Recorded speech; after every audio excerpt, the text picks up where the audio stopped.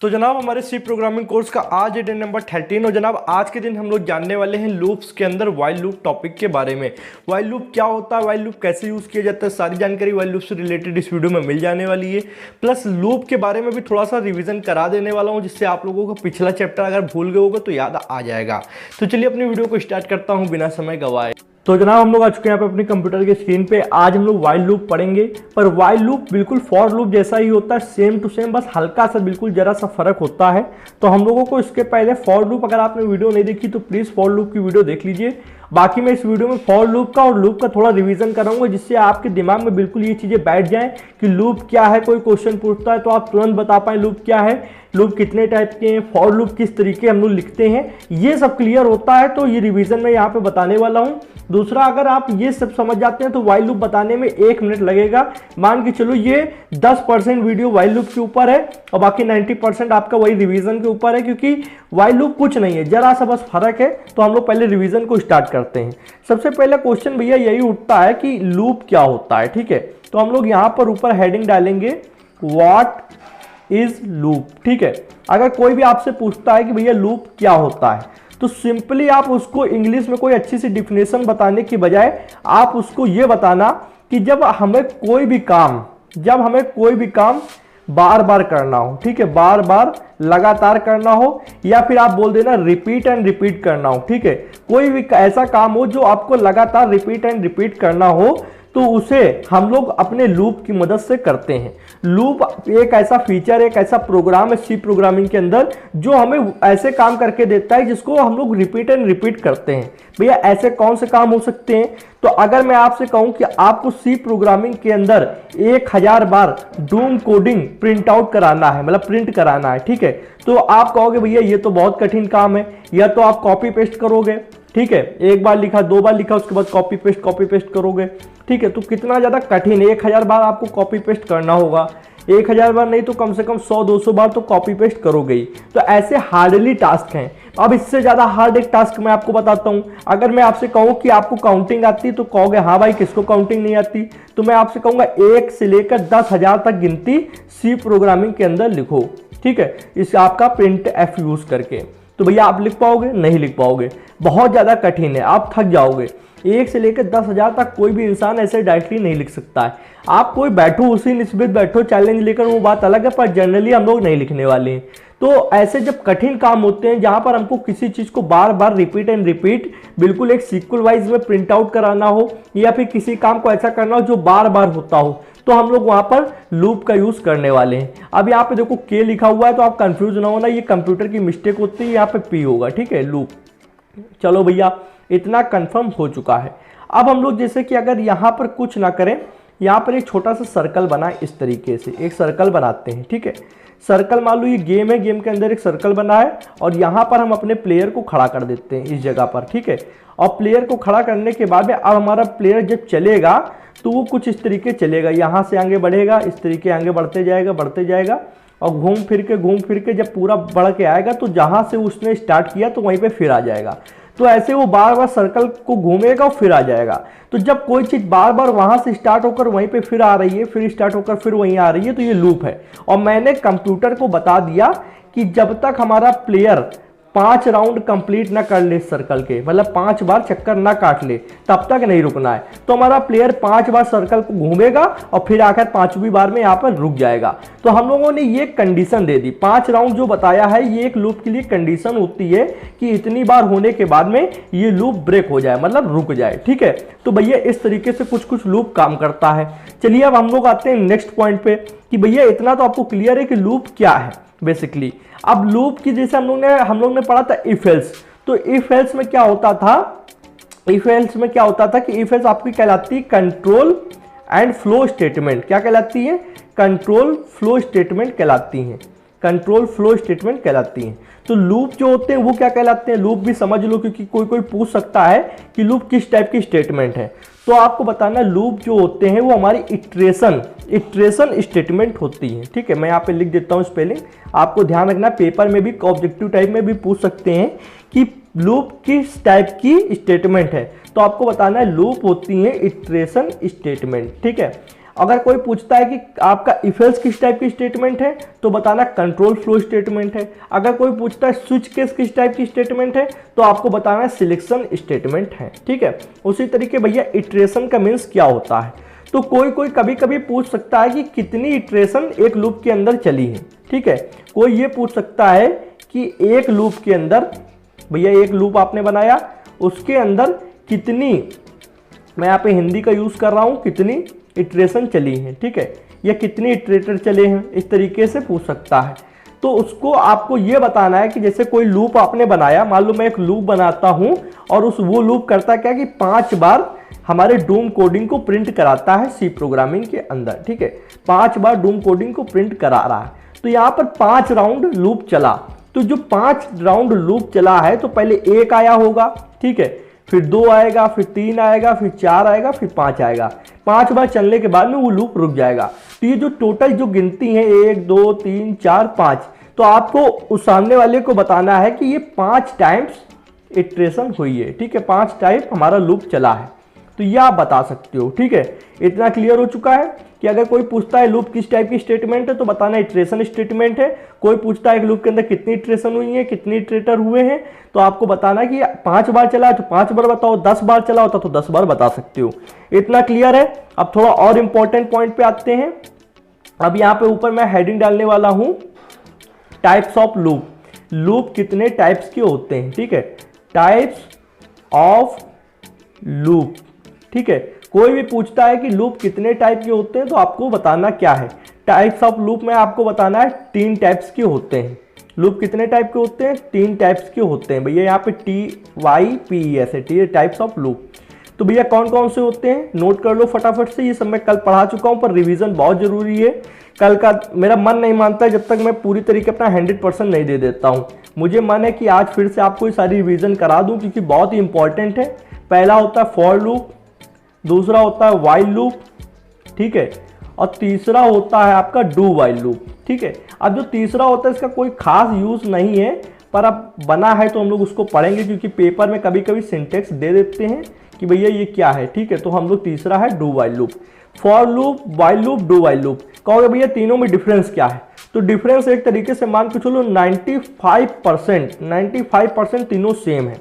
कहोगे क्या कह रहे हो भैया, बिल्कुल सेम है, तीनों 95% सेम है, ओके। तो कहोगे अच्छा भैया तीनों सेम है तो 5% डिफरेंट क्या है, 5% डिफरेंस क्या है, ठीक है। तो 5% डिफरेंस है आपके सिंटेक्स का। किस चीज का है डिफरेंस, सिंटेक्स का। कहोगे सिंटेक्स क्या होता है, तो किसी भी चीज के लिखने का तरीका, फॉर्मेट होता है सिंटेक्स, ठीक है। किसी भी चीज के लिखने का तरीका सिंटेक्स कहलाता है, ओके। जैसा कि मान लो मैं फॉर लूप अभी आपको लिख के दिखाऊंगा तो उसका अलग सिंटेक्स होता है, अभी वाइल लूप भी लिख के दिखाऊंगा तो उसका अलग सिंटेक्स होता है। पर अगर आपको कोई भी पर्टिकुलर टास्क करना हो, कोई भी पर्टिकुलर, यहाँ पे लिख देता हूं, कोई भी पर्टिकुलर टास्क करना हो तो आप तीनों से कर सकते हो, ठीक है। आपके पास तीनों से करने का ऑप्शन होता है। यह आपकी चॉइस के ऊपर डिपेंड करता है कि आपको कौन सा ज्यादा अच्छा लगता है। अगर आपको फॉर लूप अच्छा लग रहा है फॉर लूप से करें, वाइल लूप अच्छा लग रहा है वाइल से करें। डू वाइल से जनरली कोई नहीं करता है, इसको सिर्फ पढ़ने के लिए होता है, बाकी मेन फॉर लूप और वाइल लूप है, ठीक है। तो ये आपकी चॉइस पे डिपेंड करता है। मेरे को फॉर लूप अच्छा लगता है, मैं फॉर लूप से सारे काम करता हूँ। अगर आपको वाइल अच्छा लगे तो आप वाइल, अभी मैं पढ़ा देने वाला हूँ, वाइल से कर लेना। चलिए भैया इतना क्लियर हो चुका है। नेक्स्ट पॉइंट पे हम लोग आते हैं। यहाँ पर भैया फॉर लूप जो है उसका सिंटेक्स समझो। ये मैंने सिंटेक्स बना रखा है। कुछ अगर देखें तो इफ एल्स की तरीके होता है। जैसे मैंने यहाँ पे लिखा इफ, यहाँ पे पैरेंथेसिस ब्रैकेट लगता था जहां पर हम लोग एक अपना पर्टिकुलर ऑपरेटर लगाते थे। अगर ये ऑपरेशन सही हो, मतलब ये ऑपरेशन ट्रू हो जाए तो यहाँ पर हमारे कर्ली ब्रैकेट के अंदर जो कोड है वो रन हो जाता था। अगर ये यहाँ पर फॉल्स हो जाती थी तो कोड रन नहीं होता था। तो कुछ आपका सेम इफ एल्स के तरीके है। भैया अब इसका थोड़ा सा सिंटेक्स पे हम लोग को नजर देखना होगा क्योंकि कल के दिन में पढ़ा रखा हूं, तो यहाँ पे हम लोग को ध्यान से समझना है। सबसे पहले यहाँ पे फॉर लिखा है। फॉर से क्या पता चलता है कि ये फॉर लूप है। फॉर एक कीवर्ड है सी प्रोग्रामिंग के अंदर। इसको लिखने से सी प्रोग्रामिंग जानती है कि अच्छा आपने फॉर लूप का यूज किया है। फिर पैरेंथेसिस ब्रैकेट आपको इस तरीके बनाने। फिर 3 चीजें होती हैं, 3 स्टेटमेंट लिखी जाती हैं। पहली स्टेटमेंट होती है इनिशियलाइजेशन। इनिशियलाइजेशन मतलब आपको एक वेरिएबल बनाना है। सबसे पहले डेटा टाइप लिखा इंट, किस टाइप का डेटा टाइप बना रहे हो। अगर आप इंटीजर के लिए बना रहे हो इंट लिखो, कैरेक्टर के लिए बना रहे हो कैरेक्टर लिखो, फ्लोट के लिए बना रहे हो फ्लोट लिखो। फॉर लूप तीनों को सपोर्ट करता है। मैंने लिखा int i is equal to 1, मैंने एक वेरिएबल बनाया, उसके अंदर एक डाल दिया, मतलब एक जो है नंबर उसको i के अंदर डाल दिया, तो इसको बोलते हैं इनिशियलाइजेशन, मतलब वेरिएबल बना के अंदर उसको वैल्यू को सौंप देना, इनिशियलाइज कर देना, ठीक है। फिर दूसरी जो स्टेटमेंट होती है कंडीशन।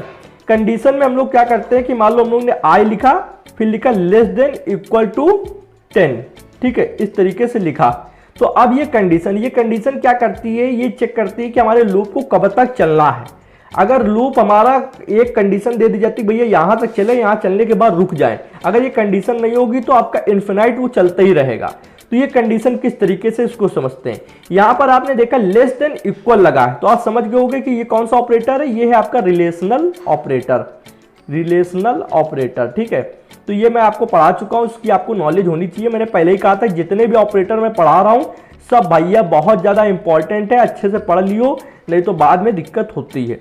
तो रिलेशनल ऑपरेटर में देखो लेस देन इक्वल 10 लिखा है। तो अब यहां पर सबसे पहले कंपाइलर क्या करता है, पहले फर्स्ट स्टेज पे आता है इनिशियलाइजेशन पर। उसने देखा कि अच्छा यहां पर एक वेरिएबल बनाया गया है जिसको एक वैल्यू दी गई है। फिर दूसरी स्टेज पे आता है, वो ये चेक करता है कि अच्छा भैया यहां पर इसने लिखा है i less than equal to 10, तो या तो i की वैल्यू 10 के बराबर हो या 10 से कम हो, तभी ये कंडीशन सही होगी। तो i की वैल्यू भी कितनी, i की वैल्यू है 1, हाँ या ना, ठीक है। तो i की वैल्यू 1 है तो वो 10 के बराबर तो नहीं है पर 10 से कम जरूर है, तो एक कंडीशन सही हो गई, इसका मतलब ये ट्रू हो गया। जब ये कंडीशन ट्रू हो जाएगा तो हम लोग आ जाएंगे लूप के अंदर जो कोड लिखा होगा, यहाँ पे आप प्रिंटफ भी लिख सकते हो, कुछ भी लिख सकते हो, ठीक है। जैसे ये कंडीशन अगर ट्रू हो जाती है, जब ट्रू होगी तभी हम लोग अंदर आएंगे, नहीं तो नहीं आएंगे। ये कंडीशन 90% केस में ट्रू होनी है, ठीक है। जब ये ट्रू हो जाएगी कंडीशन तो ये भैया कोड आपका चलेगा, ठीक, ये कोड चल जाएगा। चलने के बाद में हम लोग फिर से जाएंगे कहाँ पर, अपडेशन के पास, मतलब तीसरी स्टेज पे जाएंगे। तो हम लोग कुछ इस तरीके से आए, पहली स्टेज पे आए, पहली के बाद दूसरी में आए, दूसरी ट्रू होती है, हम लोग कोड अंदर एग्जीक्यूट कर देते हैं, मतलब चला देते हैं, फिर तीसरी पे आते हैं। अपडेशन के अंदर क्या होता है, अपडेशन के अंदर या तो आपका इंक्रीमेंट हो जाएगा, या तो आपका इंक्रीमेंट होगा या डिक्रीमेंट होगा। कुछ लोग जो पहले से पढ़ रहे होंगे वो जानते होंगे इंक्रीमेंट डिक्रीमेंट क्या होता है। इंक्रीमेंट का मतलब होता है कि +1 कर देना, मतलब जो वैल्यू है उसमें 1 जोड़ देना, और डिक्रीमेंट का मतलब होता है जो वैल्यू है उसमें 1 घटा देना। ओके, इतना क्लियर हो गया। तो अब ये समझो कि अभी तक 1 था और 1 में जब हम लोग आए तो यहाँ पे मान के चलो इंक्रीमेंट हो रहा है, तो 1 में जब 1 जुड़ जाएगा तो कितना हो जाएगा, 2 हो जाएगा। अब i की वैल्यू यहाँ पर फिर आएगी। अब हम लोग को जब दोबारा ये कोड चलता है तो ये इनिशियलाइजेशन को नहीं देखना है, अब ये कंडीशन सिर्फ एक बार चलती है, उसके बाद इससे कोई लेना देना नहीं है। फिर यहां पर आएगा, अब क्या आएगा, i की वैल्यू कितनी, i की वैल्यू है 2, ठीक। अब क्या 2 जो है वो 10 से छोटा है या बराबर है, तो बराबर तो नहीं है, छोटा है। जैसे ही देखा उसने छोटा है तो फिर आएगा, फिर कोड रन करेगा, फिर यहां पर आएगा, फिर 2 में 1 जुड़ जाएगा, फिर यहां पर आएगा, फिर ये देखेगा 3 क्या 10 के छोटा है या बराबर है, कहेगा छोटा है, फिर यहां पे कोड रन करेगा। इस तरीके से करते करते मान लो 9 हो गया, 8 में 1 जुड़ा 9 हुआ, फिर 9 में यहां पे आया, उसने चेक किया अच्छा 10 से 9 छोटा है, फिर ये कोड रन करेगा, फिर 9 में 1 जुड़ जाएगा, 9 + 1 होएगा, फिर हो जाएगा 10, तो i की वैल्यू हो जाएगी 10।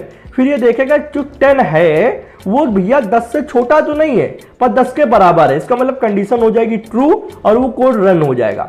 फिर वो अपडेशन पे आएगा, अपडेशन होने के बाद में i की वैल्यू अभी 10 थी, फिर +1 हुआ तो अब कितनी हो गई, 11 हो गई।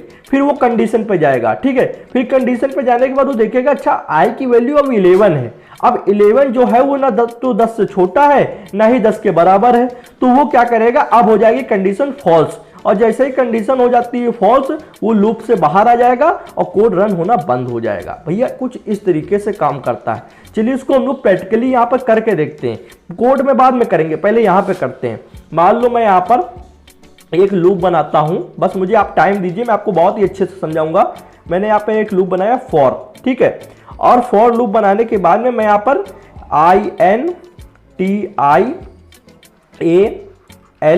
INTIALIZATION, भैया ये क्या होगा, इनिशियलाइजेशन। या फिर इसको लिखने के बजाय डायरेक्ट वैल्यू को लिखते हैं ना, क्या जरूरत है इसको लिखने के बजाय डायरेक्ट वैल्यू लिखते हैं। चलो भैया डायरेक्ट वैल्यू को लिखते हैं। वैल्यू हमारी है, सबसे पहले हम लोग एक वेरिएबल बनाएंगे, तो डेटा टाइप लिखा इंट i = 1 लिखा, ठीक है, सेमीकोलन लगा दिया, हाँ या ना। अब दूसरी स्टेटमेंट लिखेंगे, दूसरी स्टेटमेंट क्या थी, कंडीशन। तो हम लोग ने बताया कि i की वैल्यू या तो लेस देन इक्वल टू 5 होनी चाहिए, मतलब या तो 5 से छोटी हो या 5 के बराबर हो। फिर थर्ड स्टेज पे आएंगे। थर्ड में क्या हो रहा था, इंक्रीमेंट हो रहा था। तो इंक्रीमेंट करने के लिए हम लोग ये भी लिख सकते हैं i is equal to I plus 1, मतलब i में एक जोड़ दो, या फिर इसका एक शॉर्ट फॉर्म होता है ये भी लिख सकते हैं i plus plus. I plus plus का भी मतलब ये होता है कि i में एक जोड़ दो। मैं यहाँ पर आपको दिखाता हूँ। यहाँ पर अगर हम लोग इस तरीके लिख दें i प्लस प्लस, तो इसका भी मतलब है कि जो i की वैल्यू उसमें एक ऐड कर दो। पैरेंथेसिस ब्रैकेट यहाँ पे बंद हो जाएगा, अब यहाँ पे कर्ली ब्रैकेट ओपन होगा, ठीक है। और यहाँ पर कर्ली ब्रैकेट कुछ इस तरीके से क्लोज कर देना है हम लोगों को। अब यहाँ पर मैं लिख देता हूँ प्रिंट एफ, ठीक है। यहाँ पर लिख देता हूँ प्रिंट एफ, और प्रिंट एफ लिखने के बाद में मैं यहाँ पे लिखता हूँ हेलो एसपी, मतलब शुभम पांडे शॉर्ट फॉर्म में। बैक स्लैश एन लगा देंगे जिससे ये न्यू लाइन से आए, ठीक है। इस तरीके से ये हो गया। अब हम लोग क्या करेंगे, इधर साइड में हम लोग एक आउटपुट विंडो बनाएंगे जहां पर हम लोग क्या देख पाएंगे, आउटपुट। तो हम लोग यहाँ पर आउटपुट बना लेते हैं, ठीक है। यहाँ पर हम लोग देखेंगे आउटपुट। अभी मैं करके भी दिखा दूंगा, पहले यहाँ समझो। ड्राई रन करने से क्या होता है, पेपर में करने से कि हम लोग को अच्छे समझ में आता है। सबसे पहले यहाँ से आपका वेरिएबल कंपाइलर जाएगा, यहाँ से फॉर लूप के अंदर जाएगा। उसने देखा फॉर लूप है, अंदर गया, उसको मिला इनिशियलाइजेशन स्टेज। तो उसने देखा क्या कि भैया ये एक स्टेटमेंट है जो कि ये दिखा रही है कि एक वेरिएबल बना दो जिसके अंदर एक डाल दो। तो उसने मेमोरी के अंदर एक इस तरीके से वेरिएबल बनाया जिसका नाम है आई, मैंने नीचे आई लिखा और इसके अंदर 1 डाल दिया, ठीक है। 1 डालने के बाद में अब ये एक स्टेटमेंट पूरी, एक एक्सप्रेशन पूरी, अब इससे कोई लेना देना नहीं, ये सिर्फ एक बार चलेगी। अब आएगा वो दूसरी कंडीशन पे। दूसरी स्टेटमेंट क्या है, कंडीशन। तो उसने देखा कंडीशन क्या दी गई है कि आई की वैल्यू अगर 5 से छोटी हो या 5 के बराबर हो तो कोड को रन कर दो। तो उसने देखा कि आई की वैल्यू एक जो है 5 से छोटा है पर बराबर नहीं है, तो ये हो गया ट्रू। ट्रू होने पर यहाँ पर जैसे ही लिखा ट्रू होने पर वो इसके अंदर आएगा और ये कोड रन कर देगा। तो भैया जब कोड रन करेगा तो यहाँ पर सबसे पहले हेलो एसपी इस तरीके आएगा। ये यहाँ पर हमारा एक मतलब डॉट लग जाएगा, डॉट से मतलब हम लोग लाइन को डिनोट कर रहे हैं। बैक स्लैश एन लगा है तो अब ये न्यू लाइन से दूसरा आएगा, यहाँ पर एक और लाइन बना लेते हैं। फिर जैसे ही ये कोड रन होता है, देखो जैसे ये कंडीशन ट्रू हुई ये कोड रन हो गया। ये कोड रन होने के बाद में अब जाएगा अपडेशन पे। अपडेशन में उसने देखा कि इंक्रीमेंट हो रहा है, मतलब +1 हो रहा है। तो अब जैसे ही आई की वैल्यू 1 थी, 1 में 1 जुड़ जाएगा तो यहाँ पर 1 नहीं रहेगा, यहाँ पर 2 हो जाएगा। 2 होने पर अब फिर यहाँ पे कंडीशन पे आएगा, चेक करेगा 2 क्या 5 से छोटा है या बराबर है, तो कहेगा 5 से छोटा है, तो वो फिर कंडीशन ट्रू हो जाएगी।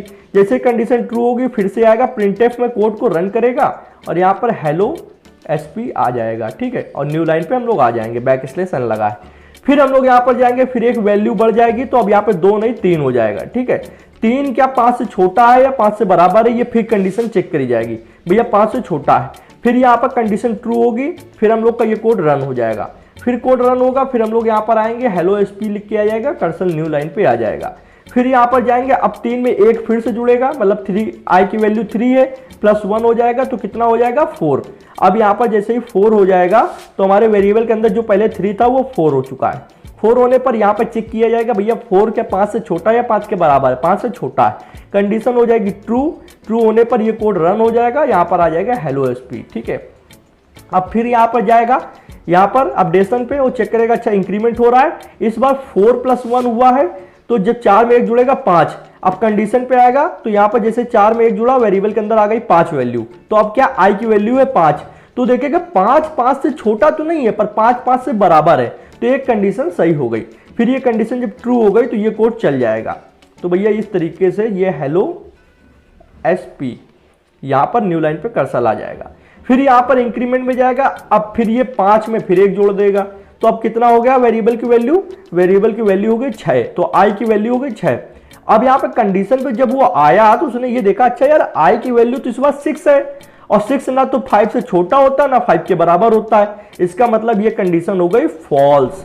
और जब कंडीशन हो जाती है फॉल्स तो भैया आपका ये लूप निकल जाता है और लूप आ जाएगा बाहर, जो फॉर लूप के अंदर घुसा था वहां से वो बाहर आ जाएगा और अब यहां से आपका हेलो एसपी सिर्फ 5 बार प्रिंट होगा। ठीक है, जब तक ये कंडीशन चलेगी 5 बार तक, तब तक ये चलेगा, उसके बाद में ये रुक जाएगा। अगर यहाँ पर आपने 10 दिया होता तो 10 बार चलता, अगर यहाँ पे आपने 100 बार दिया होता तो 100 बार चलता, पर जितनी वैल्यू आप यहाँ पे दे दोगे कंडीशन के अंदर उसके बाद नहीं चलेगा। ये नहीं हो सकता कि 5 के बाद 6वीं बार या 7वीं बार चल जाए। आपने 5 दिया तो 5 बार ही चलेगा, आपने यहाँ 15 दिया तो 15 बार ही चलेगा, ना तो उससे कम ना तो उससे ज्यादा। हाँ, कम इस एक सिचुएशन में हो सकता है कि अगर आपने लेस देन इक्वल टू की बजाय सिर्फ लेस देन लिखा होता तो 14 होता, 15 नहीं हो सकता है, क्योंकि तब क्या है कि आई की वैल्यू 5 से कम होनी चाहिए, 5 के बराबर भी नहीं हो सकती अगर सिर्फ लेस देन लगा होता। ये भी हम लोग आगे करेंगे।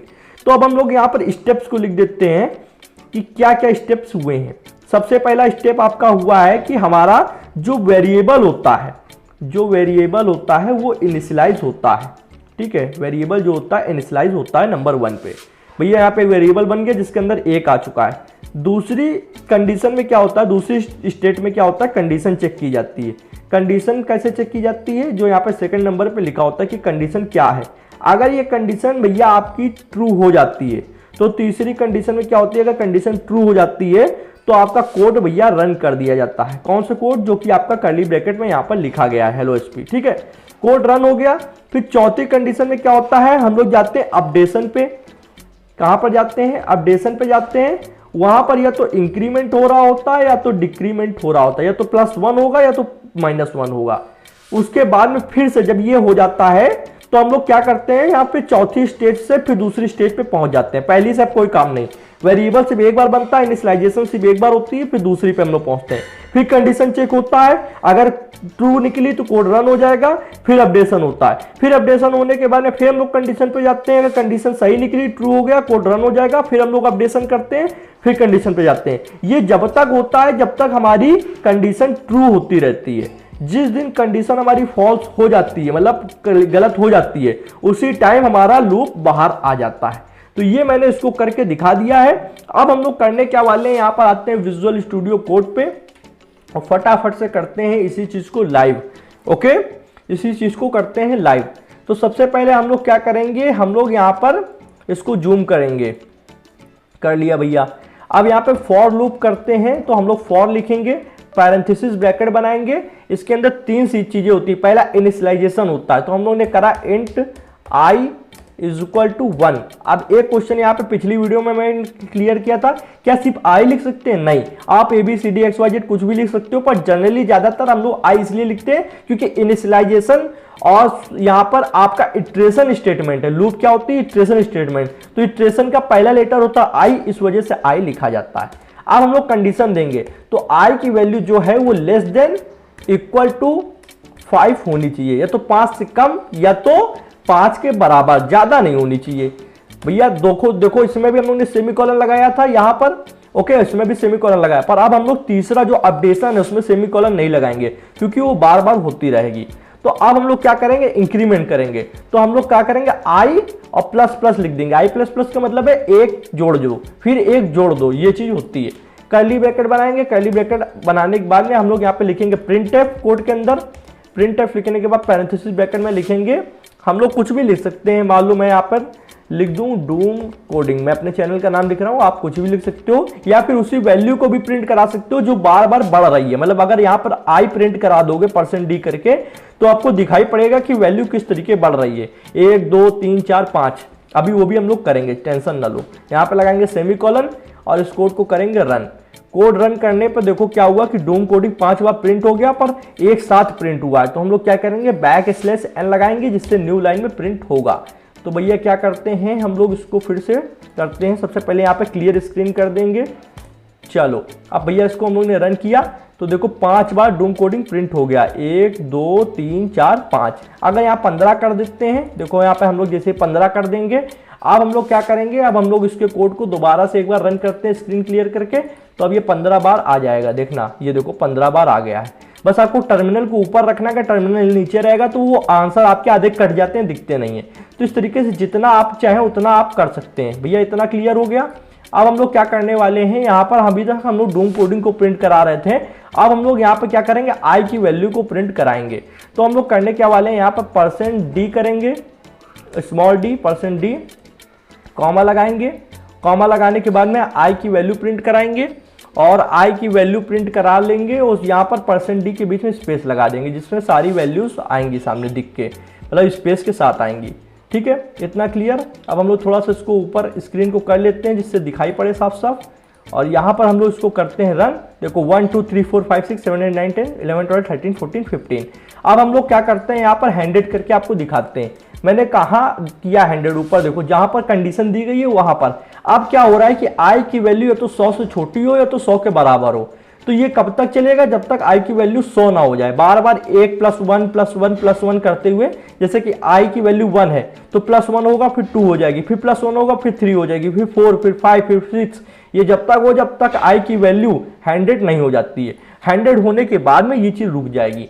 चलिए इसको रन करते हैं। रन करने पे देख सकते हो कि आई की वैल्यू पूरी यहाँ पर दिख गई है, 1 से लेकर 100 तक की गिनतियां आ चुकी हैं।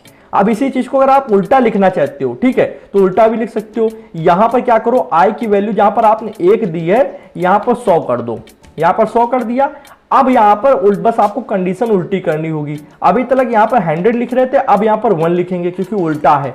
तो हम लोग करेंगे greater than equal to. Greater than equal to का भी मतलब मैं पढ़ा चुका हूं, पर अभी मैं फिर से बताऊंगा। अब इसका मतलब क्या है, पहले यहाँ पर आई प्लस प्लस जो लिखा है यहाँ पर आई माइनस माइनस कर दो। अब इसका मतलब समझाता हूं। अभी आई की वैल्यू 100 है, ठीक है, आई की वैल्यू 100 है, तो हम लोग क्या करेंगे, हम लोग यहाँ पे कंडीशन दे देंगे कि आई की वैल्यू या तो 1 से बड़ी हो या तो 1 के बराबर हो, या तो 1 से बड़ी हो तो 1 के बराबर हो। तो ये कह रहा है 100 है, 100 1 के बराबर तो नहीं है पर 100 से बड़ी है, तो ये कंडीशन ट्रू हो जाएगी और आई की वैल्यू यहाँ पे प्रिंट हो जाएगी।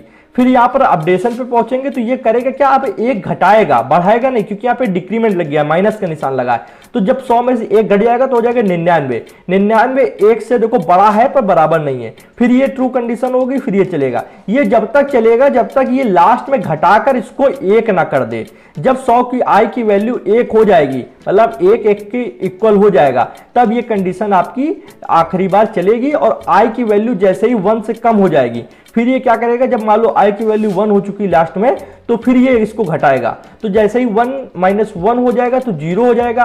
तो फिर आई की वैल्यू जब 0 हो जाएगी तो वो 1 के बराबर नहीं रहेगी, 1 से कम हो जाएगी। तो ना ही बड़ी है ना ही बराबर है, ये कंडीशन हो जाएगी फॉल्स, और फॉल्स होने पे ये कोड चलेगा नहीं। तो ये चीज उल्टा हो रहा था। हम लोग पहले क्या कर रहे थे, इंक्रीमेंट कर रहे थे। इंक्रीमेंट में हम लोग 1 1 बढ़ाकर यहां पर आई की वैल्यू को बढ़ा रहे थे। अब क्या है, 1 1 घटा रहे हैं। तो आई की वैल्यू पहले ज्यादा दी गई है, अब जब उसको घटाएंगे तो वो घट घट कर यहां पर कंडीशन के बराबर जो वैल्यू दी गई उसके बराबर आ जाएगा। चलिए भैया हम लोग करते क्या, स्क्रीन क्लियर किया, अगेन रन किया। अगेन रन करने पर देखो 100 से लेकर 1 तक उल्टी गिनती यहां पर आ चुकी है। इस तरीके से आप कर सकते हो। अभी तो कुछ नहीं है, बच्चों खेल है। फॉर लूप के अंदर मैंने और भी अच्छी अच्छी चीजें आपको दिखाई हैं, और व्हाइल लूप के अंदर उससे भी अच्छी अच्छी चीजें आज पढ़ने को आपको मिलने वाली है। मैं सिर्फ आपसे समय मांगता हूं, बाकी ये चीजें आपको क्लियर होंगी वो मेरी जिम्मेदारी होती है। फॉर लूप बेटा बिल्कुल बेहतरीन तरीके से क्लियर हो चुका है। नेक्स्ट पे आते हैं। यहाँ पर एक चीज बस बताऊंगा, फॉर लूप के अंदर आप देख रहे हो कि यहाँ पे 3 चीजें दी गई हैं, ठीक है। पहला आपका इनिशियलाइजेशन दिया गया है, मतलब 3 स्टेटमेंट दी गई हैं, ठीक है। और दूसरा यहाँ पर क्या दिया गया है, दूसरा दिया गया है यहाँ पर कंडीशन, ठीक है। दूसरा क्या दिया गया है, कंडीशन दी गई है। तीसरा क्या दिया गया है, मैं तीनों को हाईलाइट करना चाहूंगा यहाँ पर। तीसरा दिया गया है अपडेशन, ठीक है। 3 स्टेटमेंट दी गई है। अगर आप तीनों में से किसी को ना लिखें तो कोई प्रॉब्लम नहीं है। क्यों? क्योंकि ये तीनों होती हैं ऑप्शनल, मतलब ये आपके मन पे डिपेंड करता है कि आप इनको लिखना चाहते हैं या फिर नहीं लिखना चाहते हैं। ये क्या होती हैं, ये होती हैं ऑप्शनल। अगर आप चाहें तो लिख भी सकते हैं, चाहे तो नहीं भी लिख सकते हैं, कोई प्रॉब्लम नहीं है, ठीक है। क्या कह रहे हूं मैं, आप बिल्कुल सही सुन रहे हैं कि चाहे तो लिख सकते हैं, चाहे तो ना लिखें। ये नहीं कि आप तीनों ना लिखें, पर अगर आप चाहते हैं तो इनिशियलाइजेशन को जो है उसको आप फॉर लूप के अंदर लिखने के बजाय आप बाहर भी लिख सकते हैं। अगर आप इस तरीके लिखते हैं int = 1, i = 1, सॉरी यहाँ पे int i = 1, तो आप बाहर भी इनिशियलाइजेशन कर सकते हो लूप के पहले, ठीक है। या फिर आप इनिशियलाइजेशन अंदर कर रहे हो, कंडीशन नहीं लिख रहे हो, और अपडेशन लिख रहे हो, ठीक है। 2 चीजें आपको लिखनी है, ये आप 2 लिख रहे हो, तीसरी बीच वाली नहीं लिख रहे हो। तो ऐसे में क्या होगा कि लूप को ये नहीं पता होगा कि लूप को चलना कब तक है। पहले पता होता था कि आई की वैल्यू जब तक 5 या 10 या जो भी वैल्यू देते हो उसके बराबर चलना है। पर यहाँ पर जब आप कंडीशन दोगे नहीं तो वो कंफ्यूज रहेगा कि भैया कितनी बार चलना है। तो ऐसे में वो लगातार चलता जाएगा। कब तक चलेगा? इन्फिनाइट चलेगा। जब तक आपके कंप्यूटर के अंदर मेमोरी है और बैटरी है तब तक वो चलेगा, और एक समय आएगा कि वो क्रैश कर जाएगा, वो प्रोग्राम क्रैश कर जाएगा एंड कंप्यूटर बंद हो जाएगा। ठीक है, तो ऐसे में आपको करना नहीं है, आपका कंप्यूटर हीट भी करेगा फालतू में। आपको ऐसी कभी गलतियां छोटी मोटी करनी नहीं है। इसमें इन्फिनाइट लूप बन जाता है, उसको ये पता ही नहीं रहेगा कि भैया क्या चल रहा है, उसको कंडीशन दी नहीं गई है। जब तक कंडीशन दोगे नहीं, मान लो गाड़ी है, गाड़ी को आप स्टार्ट करके स्पीड में भगा तो रहे हो पर उसमें ब्रेक दी गई नहीं है। जब ब्रेक नहीं दी गई है तो वो चलता जाएगा। तो कंडीशन एक तरीके का ब्रेक का काम करता है। ठीक, अब एक मजेदार बात और बताता हूं कि चलो मान लो हम लोग करने क्या वाले हैं, यहाँ पर कंडीशन को दे देते हैं और इनिशियलाइजेशन भी दे देते हैं। पर अगर हम लोग अपडेशन को ना दें, ठीक है, अपडेशन को ना दें, तब भी सेम वही सिचुएशन आएगी। अगर आपने अपडेशन नहीं दिया तब भी क्या होगा कि इन्फिनाइट लूप चलेगा। कहोगे भैया कैसे? मान लो मैंने यहाँ लिखा int i is equal to 1, आपने i की वैल्यू 1 दे दी, और यहाँ पे क्या क्या कि i की वैल्यू या तो 5 के बराबर हो या तो 5 से छोटी हो। तो ये i की वैल्यू 5 से छोटी है, ये कंडीशन ट्रू होगी और ये कोड चल जाएगा। फिर वो जब यहाँ पर जाएगा तो उसने देखा कि अपडेशन तो हो ही नहीं रहा है, तो फिर वो यहाँ पर आ जाएगा। फिर वो देखेगा i की वैल्यू 5 से छोटी है, फिर ये चल जाएगा। तो जब तक वो देखता रहेगा तब तक चलता रहेगा, क्योंकि एक तो हमेशा 5 से छोटा ही होगा, आपको पता है। और जब यहाँ पर एक बढ़ेगा नहीं, क्योंकि बढ़ाने का काम कौन करता है? अपडेशन। वो जब तक इंक्रीमेंट करेगा नहीं, ये है ही नहीं, तब तक वो एक ही बना रहेगा। और कंपाइलर बार बार देखेगा अच्छा एक 5 से छोटा है, वो कोड को चलाएगा, फिर देखेगा 5 से छोटा है, कोड को चलाएगा। इसीलिए कंडीशन और अपडेशन वाली जो सिचुएशन होती है वो बहुत जरूरी होती है देना, नहीं तो लूप क्या बन जाता है? इन्फिनाइट लूप बन जाता है। ठीक है, ये आपको ध्यान में रखना है। एक बार इनिशियलाइजेशन आप बाहर कर दो, कोई दिक्कत नहीं है, पर कंडीशन और अपडेशन देनी है, क्योंकि अपडेशन नहीं दोगे तो वो गिनती आगे बढ़ेगी नहीं, एक ही रहेगा, वो कभी 5 के बराबर आएगा नहीं, ये 5 से ज्यादा जाएगा नहीं। तो जब तक वो जाएगा नहीं तब तक वो कोड चलता रहेगा। और कंडीशन नहीं दोगे, सिर्फ अपडेशन दोगे, तब भी वही सिचुएशन रहेगी कि ब्रेक है ही नहीं, गाड़ी चलती जा रही है। चलो भैया, इतना क्लियर है। कांग्रेचुलेशन, आपने फॉर लूप का रिवीजन कर लिया है। अब मैं कह रहा हूं कि आप यहां से चाहे तो वीडियो को पॉज करें, फॉर लूप वाली वीडियो इसी के पीछे वाली है, जाकर उसको देखें। उसमें आपको फॉर लूप के बहुत सारे यूज मैंने दिखाए कि किस किस तरीके से फॉर लूप का यूज किया जाता है। प्लस मैंने वहां पर floating point number, character and integer तीनों के साथ आपको करके दिखाया है। वो वीडियो देख लेते हो तो आप व्हाइल लूप पढ़ेंगे, व्हाइल लूप और अच्छे से समझ में आएगा। चलिए भैया व्हाइल लूप स्टार्ट करते हैं। अभी क्या था कि हम लोग फॉर लूप का पहले सिंटेक्स यहाँ पर बनाते हैं, इस तरीके से होता था। सबसे पहले हम लोग क्या करते थे? वैल्यू को इनिशियलाइज करते थे। तो int i is equal to 1 किया था, फिर कंडीशन लिखते थे। तो मान लो i की वैल्यू मैंने क्या किया? लेस देन इक्वल टू 5 कर दिया। फिर उसके बाद हम लोग क्या करते थे? यहाँ पर हम लोग तीसरी कंडीशन देते थे, मान लो i प्लस प्लस इंक्रीमेंट कर दिया, कर्ली ब्रैकेट में कोड को लिखते थे। अगर ये कंडीशन सही होती थी तो चलता था। ये फॉर लूप का सिंटेक्स है। अब व्हाइल लूप में देखो क्या फर्क है। व्हाइल लूप में जो ये इनिशियलाइजेशन वाली स्टेज है, इसको हम लोग क्या करते हैं? लूप के बाहर लिख देते हैं। ठीक है, ये देखो हम लोग ने क्या किया? लूप के बाहर इनिशियलाइज किया हुआ है। तो क्या ये कुछ कठिन है? नहीं, ये तो आप आराम से कर सकते हो। फॉर लूप के अंदर भी ये सेम चीज की जा सकती है, व्हाइल लूप के भी अंदर की जा सकती है। तो व्हाइल के अंदर हम लोग क्या करते हैं? इनिशियलाइजेशन बाहर कर देते हैं, और व्हाइल के अंदर जो पैरेंथेसिस ब्रैकेट है ये, इसके अंदर सिर्फ क्या लिखा जाता है? कंडीशन लिखी जाती है। सिर्फ क्या लिखा जाता है? कंडीशन लिखी जाती है। ओके, कंडीशन कौन सी? जो ये बीच वाली दी गई है, ठीक है, कि कब तक लूप चलना है, ये चीज सिर्फ यहाँ पर दी जाती है। कहोगे भैया ये अपडेशन कहाँ चला गया? अपडेशन कहाँ दिया जाएगा? तो अपडेशन हम लोग कर्ली ब्रैकेट के अंदर देते हैं। देखो यहाँ पर सबसे पहले प्रिंटफ दिया है और यहाँ पर अपडेशन नीचे दे दिया। तो इस तरीके से व्हाइल लूप का स्ट्रक्चर होता है। इसीलिए मुझे फॉर लूप ज्यादा सही लगता है। वहां पर तीनों चीजें साथ में दे दो, समझ में आता है। यहाँ ऊपर नीचे करने में थोड़ा सा ऑकवर्ड लगेगा, पर चीज सरल है, कठिन तो कुछ है ही नहीं इसमें। इनिशियलाइजेशन हम लोग ने क्या किया? डिब्बे से निकालकर हम लोग ने बाहर लिख दिया। हम लोग ने अपडेशन को क्या किया? डिब्बे से निकालकर बाहर लिख दिया।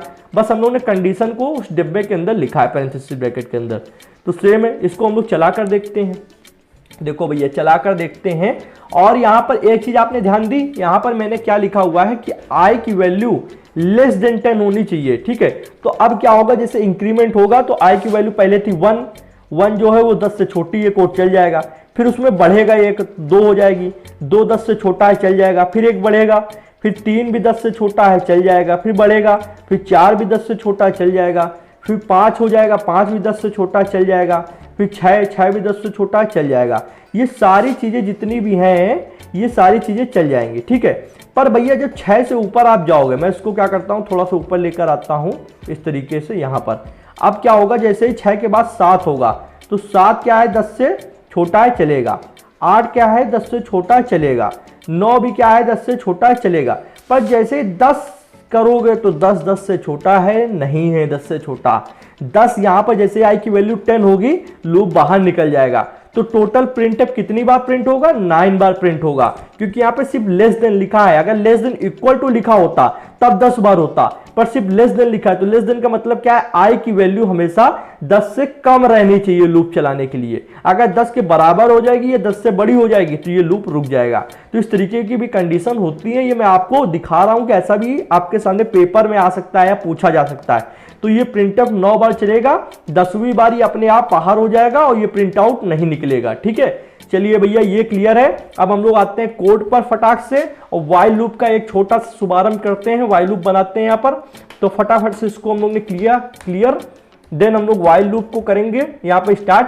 वाइल लूप भी सेम उसी तरीके पैरेंथेसिस ब्रैकेट बनेगा, कर्ली ब्रैकेट बनेगा। पर हम लोग पहले क्या करेंगे, यहाँ पर एक इंटीजर डेटा टाइप के साथ आई नाम का वेरिएबल बनाएंगे जिसके अंदर 1 डाल देंगे। ठीक है, 1 डाल दिया, क्योंकि यहाँ पर हम लोग ने देखो इनिशियलाइजेशन पहले कर दिया है, लूप के अंदर नहीं करना है। लूप के अंदर क्या करना है, सिर्फ कंडीशन देनी है। तो कंडीशन हम लोग यही दे देते हैं जो वहां पर अभी हम लोग ने करा था कि हम लोग क्या करने वाले, आई लेस देन 10 होना चाहिए, मतलब 10 से कम होना चाहिए, 10 के बराबर भी नहीं। अगर इक्वल लगा देंगे तब क्या होगा, जैसे यहाँ के अगर मैं इक्वल भी लगा दूं तो अब 2 चीजें हैं, या तो आई की वैल्यू 10 से कम हो या 10 के बराबर हो। पर अगर इक्वल नहीं लगा है तो 10 से कम होनी चाहिए, 10 के बराबर भी नहीं चलेगा, 10 से बड़ी तो बिल्कुल नहीं चलेगा। ठीक है भैया, इसको करते हैं क्लियर करने के बाद यहाँ पर प्रिंटफ चलाते हैं।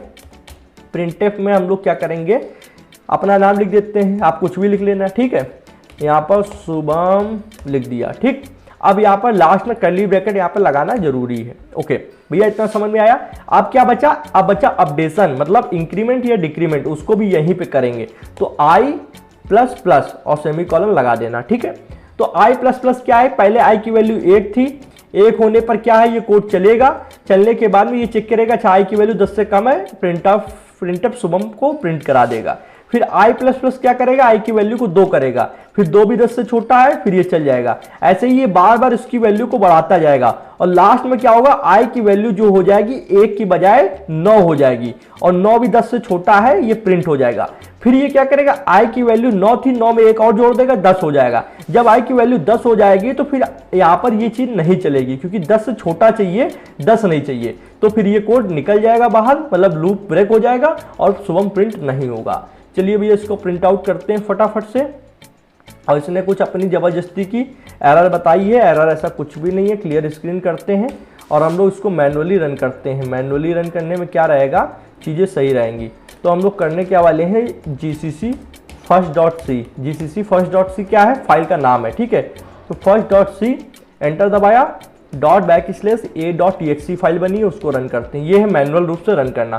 देखो शुभम प्रिंट हो चुका है। ठीक है, कभी भी एरर आता है तो एरर पे आपको ये नहीं देखना है, क्योंकि एक्सटेंशन भी अपने आप एरर देती है, आपका कोड सही होता है। मेरा 99% केस में कोड सही होता है, पर वो एक्सटेंशन की प्रॉब्लम होती है, इसलिए मैं समझ जाता हूँ।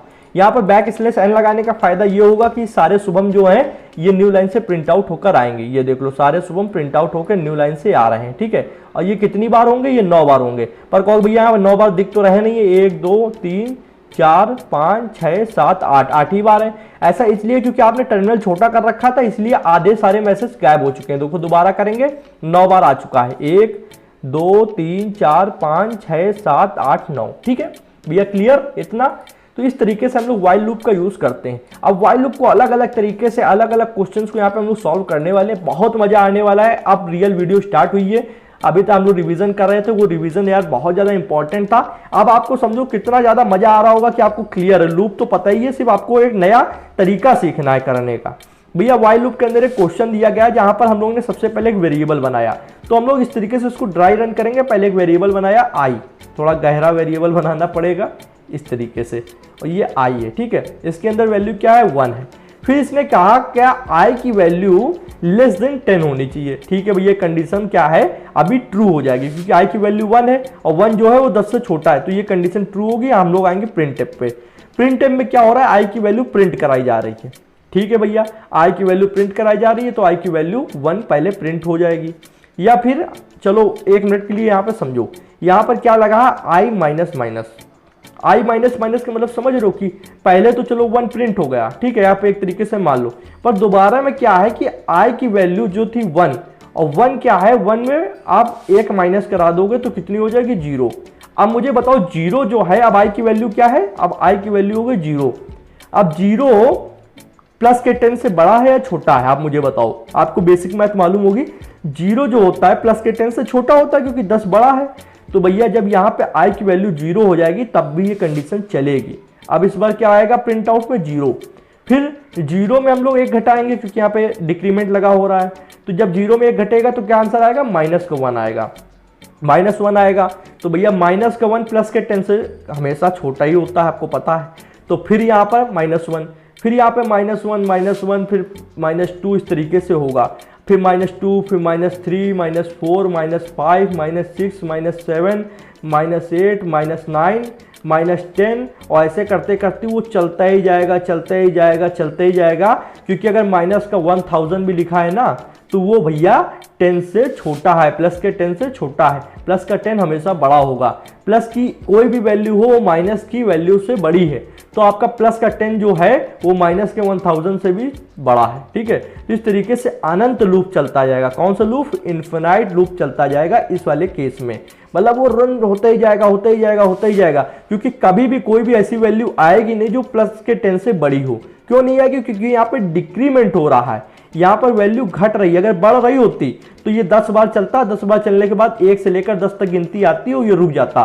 पर यहाँ पे घट रहा है, तो घटने में क्या हो रहा है, पहले 1 था फिर 1 में 1 गया, 0 बचा, फिर 0 में 1 गया, -1 फिर -1 में गया 1, तो -2, इस तरीके से कितना ज्यादा लास्ट तक चलता जाएगा और कभी ये रुकेगा नहीं, ये बन जाएगा इन्फिनाइट लूप। चलिए करके देखते हैं, हम लोग को कुछ नहीं करना है, ये क्वेश्चन थोड़ा सा बस चेंजमेंट है, यहाँ पर आते हैं, यहाँ पर देखो 1 लिया हुआ है, यहाँ पे <10 है, बस यहाँ पे प्लस प्लस जहाँ लिखा है यहाँ पे माइनस माइनस कर देते हैं।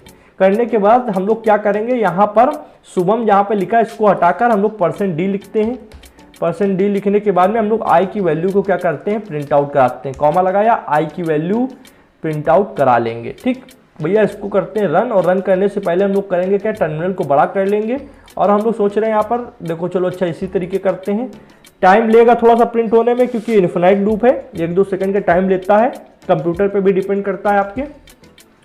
तो देखो यहाँ पर इसने 1-2 सेकंड का टाइम लिया क्योंकि हम लोग क्या कर रहे हैं, एक्सटेंशन द्वारा रन कर रहे हैं, और ये अनंत लूप चलेगा। अभी देखना आप ही के सामने चलने वाला है, इतनी स्पीड में ये लूप चलने लगेगा, आप सोच नहीं सकते हैं कि मतलब फटाफट फटाफट फटाफट सारी चीजें आएंगी, देन आप ये नहीं समझ पाओगे कि क्या हो रहा है। देखो कितनी ज्यादा तेजी से चीजें चल रही हैं, इसको बोलते हैं इन्फिनाइट लूप, और माइनस की सारी वैल्यू होती जा रही है, और माइनस की चाहे जितनी बड़ी वैल्यू हो +10 से छोटी है, इसलिए इन्फिनाइट लूप चलेगा। इसको हम लोग कर देते हैं बंद, क्योंकि ये आपकी मेमोरी को खा जाएगा, बैटरी को ले जाएगा, इससे अच्छा ये इन्फिनाइट लूप है। हमारे क्वेश्चन का आंसर मिल चुका है, आप समझ चुके हैं भैया। मेरा कंप्यूटर भी शोर मचाने लगा है कि भैया ये क्या चला रहे हो आप, सीधा सीधा कोड चलाओ। देखो आप जबरदस्ती को उल्टा सीधा खाना खिलाओगे तो खाएगा नहीं, तो भैया इस तरीके से चीजें हो रही हैं। देन मेरे माउस का भी सिस्टम पता नहीं अपने आप बंद हो रहा है, और मेरा कंप्यूटर कंफ्यूज हो चुका है, क्या कर रहे हैं आप मेरे साथ। ओके भैया, चलो इतना क्लियर। अब हम लोग क्या करते हैं, नेक्स्ट क्वेश्चन पे आते हैं फटाफट से। और भी क्वेश्चन बहुत अच्छे अच्छे मैंने लिख रखे हैं, सारे क्वेश्चन आपको इंटरनेट पे मिल जाएंगे, सर्च कर लेना। देखो भैया, इंट के एक वेरिएबल बना है के, चलो हम लोग यहीं पे पहले ड्राई रन करते हैं, फिर वहाँ पे रन करने जाते हैं। यहाँ पर एक वेरिएबल बना है के, ठीक है, एक वेरिएबल बना है के, और के के अंदर कितनी वैल्यू दी गई है, वैल्यू दी नहीं गई है, कोई भी वैल्यू नहीं है, नल है, मतलब जब कोई वैल्यू नहीं होती खाली होता है। अब क्या करेंगे जनाब, जब कोई वैल्यू दी ही नहीं गई है तो हम लोग यहाँ पर आएंगे, यहाँ पर आने के बाद देखो <10, के की वैल्यू <10 होनी चाहिए, मतलब एक कंडीशन दे दी गई है कि के की वैल्यू कुछ भी हो वो कम हो 10 से, प्लस के 10 से कम होनी चाहिए, ठीक है। चलो भैया, फिर इन्होंने क्या किया कि के की वैल्यू को प्रिंट कराया है, मतलब के में जो वैल्यू आए उसको प्रिंट कर दो, ठीक भैया। अब क्या है, नीचे दिया गया है डिक्रीमेंट, डिक्रीमेंट दिया है या इंक्रीमेंट दिया है, यहाँ पर इंक्रीमेंट होना चाहिए, ठीक है। यहाँ पर क्या होना चाहिए, इंक्रीमेंट होना चाहिए, क्वेश्चन गलत है, ठीक है, यहाँ पर इंक्रीमेंट होना चाहिए तभी सही क्वेश्चन बनेगा।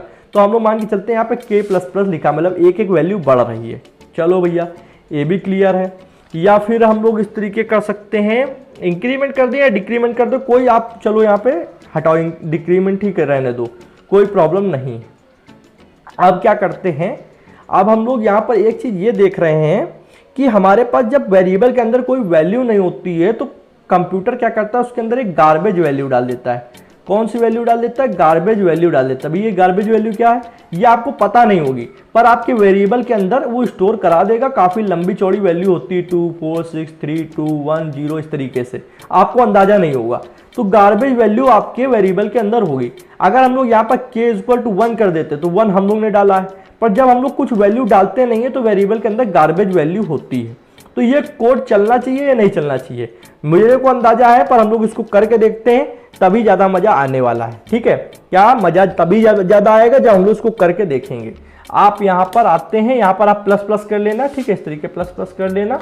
चलो भैया फटाफट से आते हैं विजुअल स्टूडियो कोड पे। क्या करने वाले हैं, सबसे पहले हम लोग एक वेरिएबल आई जो बनाया था यहाँ पर k कर देते हैं, और जो k के अंदर वैल्यू दी गई है उसको हटा देते हैं। भैया हटा दी। ठीक है, अब यहाँ पर जो आई था इसको भी हटाकर k कर देते हैं। ठीक है, और यहाँ पर जो आई है इसको भी हटाकर k कर देते हैं, यहाँ पर वाला। चलो भैया, और यहाँ पर जहाँ आई माइनस माइनस हो रहा है वहाँ पर हम लोग कर देंगे k प्लस प्लस। इतना कोड लिखा। चलो लिखने के बाद में अब हम लोग करने के वाले इसको रन करते हैं। रन करने पे क्या होगा कि ये कोड देखो चला और ये बाहर आ गया, मतलब ये कोड एग्जीक्यूट हुआ पर बाहर आ गया, मतलब कोई हमको रिजल्ट ही नहीं मिला। ऐसा क्यों हुआ भैया, मुझे बताइए। देखो समझो, हम लोग ने क्या किया कि अभी प्रिंटफ चलाया है और प्रिंटफ में हम लोग ने क्या किया कि k की वैल्यू को देखना चाह रहे हैं।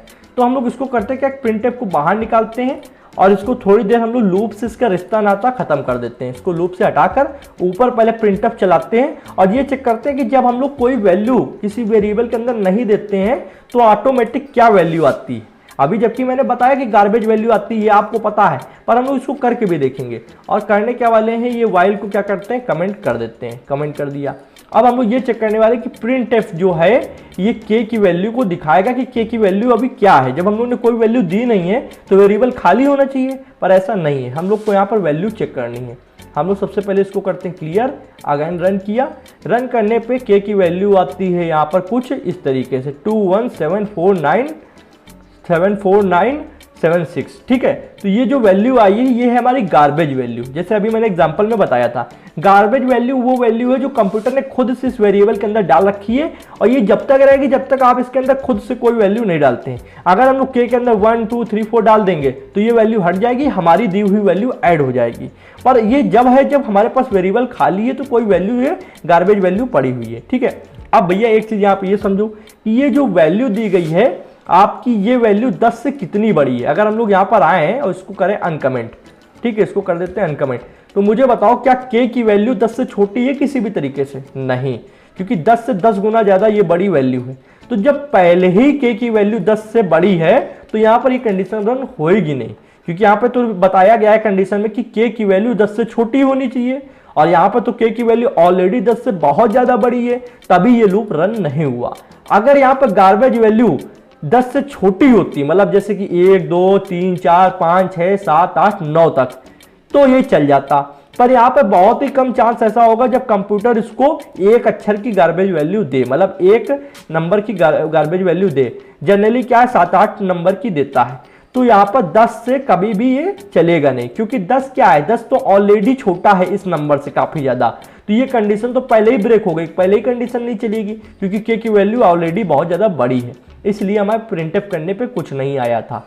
चलो ये क्लियर हो चुका है। अगर ये प्रिंटफ हम लोग अंदर लिख भी देंगे और इसको रन भी कराएंगे तो ये लूप चलेगा ही नहीं, क्योंकि यार k की वैल्यू बहुत ज्यादा बड़ी है, गार्बेज वैल्यू जो k के अंदर है वो बहुत ज्यादा बड़ी है, तो पहले ये कंडीशन फुलफिल नहीं होगी। आते हैं नेक्स्ट पे।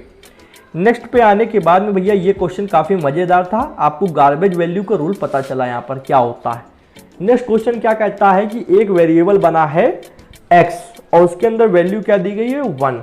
चलो भैया फटाक से x नाम का वेरिएबल बनाया, 1 वैल्यू दी गई है। अब यहाँ पे क्या कह रहा है कि x की वैल्यू अगर 1 के इक्वल हो, यहाँ ध्यान देना रिलेशनल ऑपरेटर लगा है, पर कौन से, डबल इक्वल टू। जब डबल इक्वल टू कहीं पे लगा होता है तो हम लोग ये चेक करते हैं कि लेफ्ट और राइट की वैल्यू बराबर है या नहीं है। अगर हम लोग इस लिखे 2 = 2 तो इसका मतलब है क्या कि 2 के बराबर है या नहीं है। तो यहाँ पे 2 के बराबर है तो कंडीशन ट्रू हो जाएगी, मतलब आंसर 1 आएगा। पर अगर हम लोग लिख दे 2 इक्वल टू 3 तो यहाँ पे 0 आ गया, क्योंकि 2 3 के बराबर नहीं है। तो जब हम लोग दोनों वैल्यू को ये चेक करते हैं कि वो बराबर है या नहीं है, तो डबल इक्वल टू लगाते हैं। ये ध्यान रखना, ये बहुत इंपॉर्टेंट है, इसमें बहुत सारे बच्चे फंसते हैं। तो यहाँ पर ये दिख रहा है कि x की वैल्यू क्या 1 के बराबर है? बिल्कुल भैया, x की वैल्यू 1 दी गई है और वो 1 के बराबर है, मतलब x के पास भी 1 है और इधर भी 1 है, तो दोनों 1 बराबर है। यहाँ पर हम लोग अंदर आएंगे। अंदर आने के बाद में हम लोग को क्या हुआ कि जो x की वैल्यू है उसमें से माइनस कर दिया गया, मतलब 1 घटा दिया गया। जब 1 घटा दिया गया है तो यहाँ पर क्या होगा कि पहले 1 था और 1 में 1 घट जाएगा तो 0 आएगा। तो यहाँ पर प्रिंट एफ जब हम लोग करेंगे तो प्रिंट एफ में हम लोग क्या कर रहे हैं, x की वैल्यू चेक कर रहे हैं। तो x की वैल्यू कितनी निकल के आएगी? x की वैल्यू 0 निकल के आएगी। ओके, अब जब 0 निकल के आएगी जनाब, तो यहाँ पर यही चीज हो रही है। ध्यान देना कि आप क्या कर रहे हो कि x की वैल्यू 1 1 है या नहीं है, और है। और यहाँ पर जब 0 निकल के आए तो ये फिर से जाएगा यहाँ पर, कहाँ पर? कंडीशन पर, और फिर चेक करा जाएगा। तो अब x की वैल्यू कितनी है? अब x की वैल्यू है 0। तो जब यहाँ पर 1 की बजाय अब 0 हो चुका है, तो 0 इज नॉट इक्वल टू 1, मतलब 0 जो है वो 1 के बराबर नहीं है, और ये कंडीशन हो जाएगी फॉल्स। अब जैसे ही कंडीशन फॉल्स होगी तो दोबारा ये कोड चलेगा नहीं। तो ये मान के चलो हमारा आंसर क्या आएगा? x इक्वल टू 0 बस आंसर आएगा और कुछ नहीं आएगा, क्योंकि जब यहाँ पर 1 था तब इसने कोड चलाया, कोड चलते ही अंदर 1 की वैल्यू 0 में कन्वर्ट हो गई, क्योंकि यहाँ पे -1 हुआ। फिर यहाँ पर जब x की वैल्यू 0 हो चुकी है तो दोबारा से जब ये कोड चलेगा तो इस बार x की वैल्यू 0 है और इधर लिखा है 1 और यहाँ पे लिखा है डबल इक्वल टू, तो यहाँ पर 0 1 के बराबर नहीं है, कंडीशन फॉल्स, तो ये ब्रेक हो जाएगा। करके देखते हैं इसको फटाफट से। आते हैं विजुअल स्टूडियो कोड पे, और आने के बाद में यहाँ पर हम लोग एक वेरिएबल बनाते हैं फटाफट से, int x is equal to 1। भैया 1 लिख दिया, ठीक।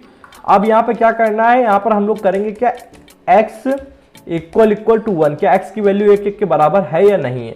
फिर यहाँ पे क्या करेंगे, x माइनस माइनस कर देते हैं, क्योंकि बात तो वही है। यहाँ पर हम लोग को 1 घटाना है तो x माइनस माइनस लिख दो, यहाँ पर x की वैल्यू प्रिंट करानी है, ठीक है। इतना हो चुका है, और ये जो प्लस प्लस लिखा है इसको हटाओ। चलो यहाँ पे कुछ गड़बड़, यहाँ पे सेमीकोलन लगना है बस, ठीक, बस ओके। तो अब हम लोग क्या करते हैं, इसको क्लियर करते हैं, स्क्रीन को रन करते हैं। रन होते ही यहाँ पर इसने दिया 0 आंसर, जो हम लोग का पता था पहले से। 0 इसी वजह से आ रहा है क्योंकि पहले 1 था, यहाँ पर x की वैल्यू 1 थी, तो ये इसने क्या किया, कंडीशन ट्रू हुई और इसने अंदर कोड को चलाया।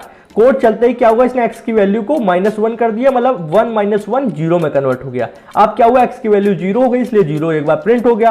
पर दोबारा जैसे ये कंडीशन यहां पर गई है, जैसे दोबारा कंडीशन यहां पर गई, तो अब क्या था, x की वैल्यू 0 थी, तो 0 इज नॉट इक्वल टू 1, तो इसलिए कंडीशन चली नहीं। चलो भैया, कोड पे भी हम लोग ने इसको चेक कर लिया। अब हम लोग नेक्स्ट क्वेश्चन पे आते हैं। नेक्स्ट क्वेश्चन क्या दिया हुआ है हमारा, नेक्स्ट क्वेश्चन है हमारा, यहाँ पर 2 अल्फाबेट्स दिए हैं। चलो बहुत बढ़िया क्वेश्चन है, 1 नंबर। कल की वीडियो देखी होती तो आप तुरंत इसको हल कर देते। यहाँ पर 2 अल्फाबेट दिए हैं, मान लो यहाँ पर a, और उसको बताया कि a की वैल्यू जब तक b से छोटी रहे तब तक प्रिंटफ में डूम कोडिंग प्रिंट कराओ, ठीक है, डूम कोडिंग प्रिंट कराओ। समझ में आता है। चलो आप कहोगे भैया a की वैल्यू b से छोटी रहे, कल की वीडियो नहीं देखी होगी तो ये क्वेश्चन करोगे। जी हाँ, ये आपके लिए a है, ये आपके लिए b है, ये आपके लिए c है, ये आपके लिए d है, ये आपके लिए e है। पर कंप्यूटर के लिए ये नहीं होता है। कंप्यूटर के लिए हर अल्फाबेट का एक नंबर होता है, जिसको हम लोग बोलते हैं एस्काई वैल्यू, एस्काई वैल्यू बोलते हैं, ठीक है। आप सर्च कर सकते हो आपने गूगल इस पे। तो यहाँ पर जैसे स्मॉल a है तो इसकी वैल्यू होती है 97, small b 98, small c 99, small d 100, फिर स्मॉल e 101। इस तरीके से हर अल्फ़ाबेट की अपनी वैल्यू है, और लास्ट में z की शायद 122 होती है, कंफर्म नहीं पर होती है, जहाँ तक अभी चेक कर लेंगे। तो इस तरीके से जब मान लो a की वैल्यू कितनी है 97 दी गई है और b की वैल्यू कितनी है 98 दी गई है, तो आपकी हर सिचुएशन में जब यहाँ पर 97 है और यहाँ पर 98 है तो वो बार बार कंडीशन क्या होगी, ट्रू होगी। 97 छोटा है 98 से, ये कोड चलेगा। फिर ये यहाँ पर जाएगा, फिर वो देखेगा 97 98 से छोटा है, फिर ये कोड चलेगा। फिर वो वहाँ पर जाएगा, फिर वो देखेगा 97 98 से छोटा है, फिर ये कोड चलेगा। मतलब ये क्या है, ये है इन्फिनाइट लूप, मतलब ये चलता ही जाएगा, ठीक है, ये चलता ही जाएगा। इन्फिनाइट वाइल लूप बोल सकते हैं, क्योंकि वाइल में हम लोग यूज़ कर रहे हैं, ठीक है। चलो भैया इतना समझते हैं। यहाँ पर आ गए, विजुअल स्टूडियो कोड पे खोल लेते हैं इसको और करके देखते हैं। बहुत मज़ेदार क्वेश्चन है। यहाँ पर आएंगे, यहाँ पर आने के बाद में जो ये इंट बनाया हुआ है इसको हटाते हैं। हटाने के बाद में यहाँ पर देखो, जब भी कोई अल्फ़ाबेट यूज़ कर रहे हो सी प्रोग्रामिंग के अंदर तो सिंगल इन्वर्टेड कॉमा लगाकर यूज़ करना पड़ता है। ठीक है, सिंगल इन्वर्टेड कॉमा लगाकर यूज़ करना पड़ता है। चलो इसको जूम करते हैं या फिर इसको और थोड़ा बड़ा करते हैं। बस यहाँ पर हम लोगों ने सिंगल इन्वर्टेड कॉमा लगाया, ए लिखा, फिर हम लोग ने लगाया लेस देन लगाया, लेस देन लगाने के बाद फिर सिंगल इन्वर्टेड कॉमा, फिर बी लिखा। अब क्या है, यहाँ पर इसको हटाते हैं और यहाँ पर लिखते हैं डूम कोडिंग, इसको भी हटाते हैं और यहाँ पर लिखते हैं डूम कोडिंग या फिर सब्सक्राइब डूम कोडिंग। इतना वीडियो देख लियो तो प्लीज़ देख लो यार, सब्सक्राइब कर दो, अच्छा लगा हो तो मेहनत साकार हो जाएगी। डूम कोडिंग, ठीक है, सब्सक्राइब डूम कोडिंग, ये लिख दिया। अब ये इन्फिनाइट टाइम चलेगा। अब ए की वैल्यू हमने 97 बताई थी, बी की 98, कैसे भैया चेक करो। तो ए पे आप कर्सर इस तरीके रखो, देखो 97 दिख रहा है, बी पे कर्सर रखेंगे तो यह 98 दिख रहा है, और लास्ट में जेड होता है तो जेड को भी चेक कर लेते हैं। जेड को हम लोग यहाँ पर आएंगे इस जगह पर, बी को अगर हम लोग जेड कर दें तो जेड की वैल्यू पता चल जाएगी। देखो 122, मेरा गेस सही था। तो इस तरीके से अगर हम लोग सी की वैल्यू चेक करना चाहें तो देखो सी की वैल्यू कितनी है, सी की वैल्यू भी पता चल जाएगी 99, और इस तरीके डी की वैल्यू पता करना चाहें तो डी की वैल्यू भी पता चल जाएगी 100। ठीक है, तो हम लोगों ने बिल्कुल सही लिखा था। अगर ई की भी चेक कर लें तो ई की वैल्यू कितनी है, ई की वैल्यू, इसका वैल्यू 101। तो इस वजह से ए की वैल्यू 97, बी की 98, तो ये इन्फिनाइट लूप चलेगा। और इसको चलाने के लिए मैं क्या करूँगा, मैं मैनुअल कमांड को यूज़ करूँगा, क्योंकि यार कभी कभी ये टाइम बहुत ले लेता है ऐसे। ठीक है, GCC first dot C, enter दबाया, इंटर दबाने ./a.exe, इसको रन किया।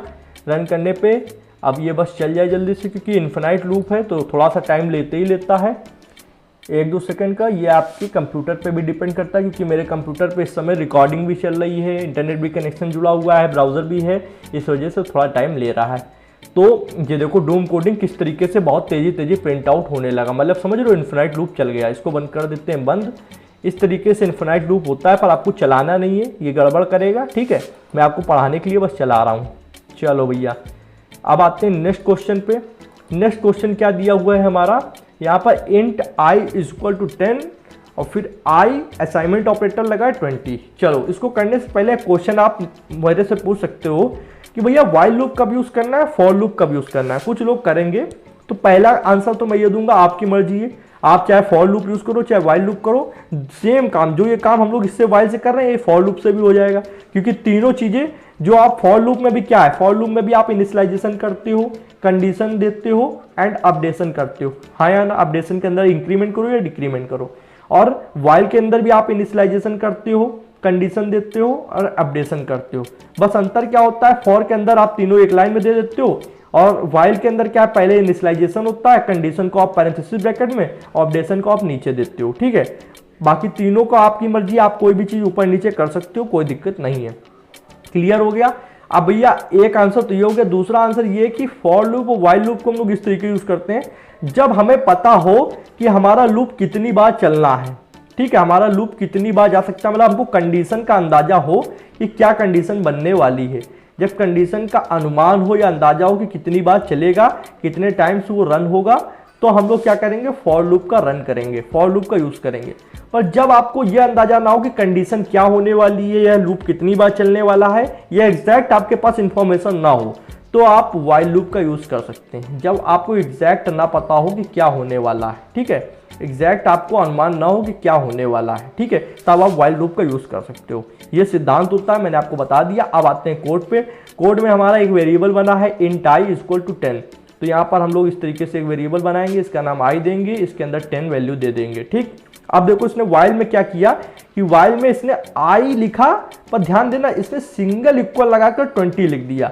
तो सिंगल इक्वल क्या होता है, आपका असाइनमेंट ऑपरेटर होता है। आपने पढ़ा होगा असाइनमेंट ऑपरेटर।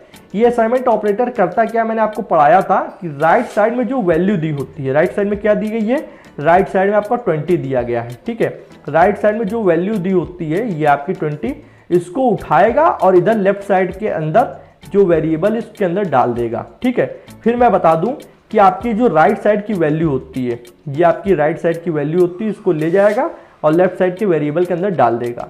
ये इक्वल मतलब ये नहीं चेक करेगा कि i की वैल्यू 10 है और इधर 20, ये नहीं करेगा। ये असाइनमेंट ऑपरेटर है। देखो डबल इक्वल टू का मतलब होता है इक्वालिटी चेक करना, पर सिंगल इक्वल का मतलब होता है असाइनमेंट ऑपरेटर ये 20 को उठाकर आई के अंदर डाल देगा।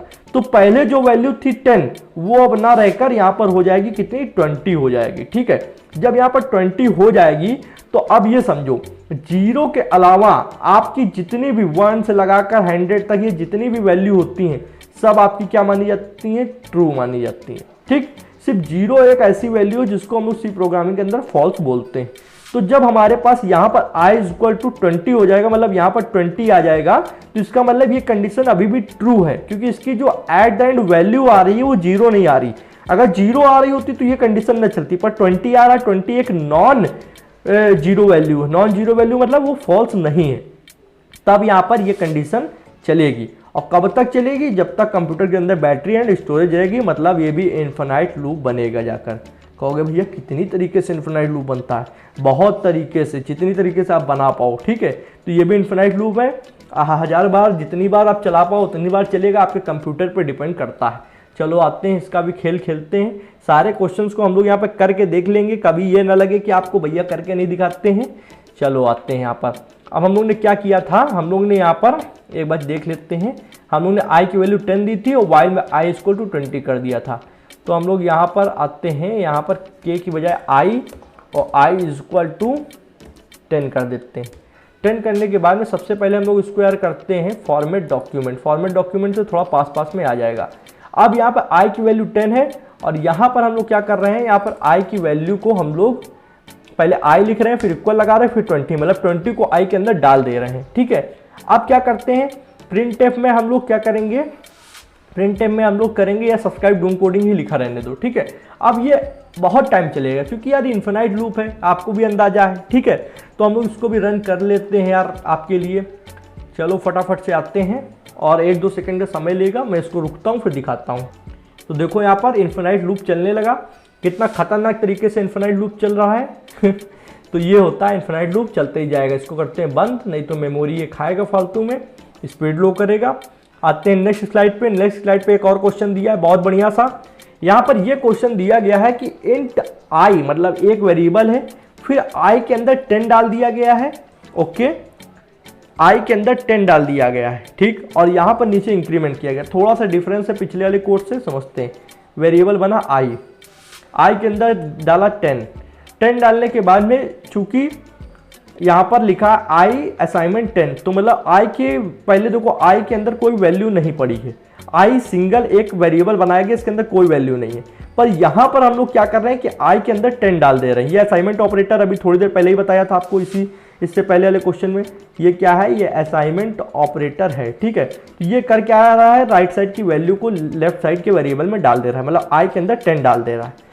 चूंकि यहाँ पर 10 एक नॉन जीरो वैल्यू है, तो यहाँ पर ये कोड रन होगा और यहाँ पर आएगा प्रिंटफ में 10। ठीक है, प्रिंटफ में क्या होगा, जब आप इसको रिजल्ट निकालोगे तो आएगा 10। ठीक है, आउटपुट में तो आई की वैल्यू 10 आ गई। उसके बाद हुआ इंक्रीमेंट, तो अब क्या होगा, आई की वैल्यू में 10 में एक जुड़ जाएगा, मतलब 10 + 1 हो जाएगा। तो यहाँ पर क्या होगा, 11 हो जाएगा। आई की वैल्यू 11 हो गई। फिर जैसे ही ये 11 हो गई तो फिर से हम लोग जाएंगे कहाँ, कंडीशन पर।